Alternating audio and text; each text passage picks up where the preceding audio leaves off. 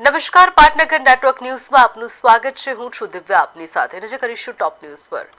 જૂનાગઢ મહાનગરપાલિકાની સ્ટેન્ડિંગ કમિટીની બેઠક મનપા કચેરી ખાતે યોજાઈ હતી, જેમાં શહેર વિકાસને લગતા 3 મહત્વના મુદ્દાઓને આશરે ₹94 લાખ ખર્ચે મંજૂરી આપવામાં આવી હતી।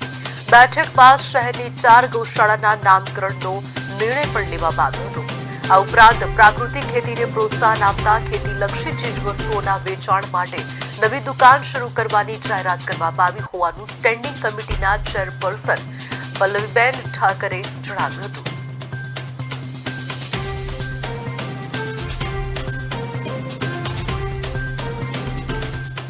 જૂનાગઢમાં જે હોર્ડિંગ્સ માટેની જે 112 સાઇટ છે, આ સાઇટ છે એને લાયસન્સ ફીથી 3 વર્ષ માટે ફાળવવાના જે ટેન્ડર કરવાનું થાય છે એની શરતો અને નિયમો છે એ મંજૂર કરવામાં આવ્યા છે।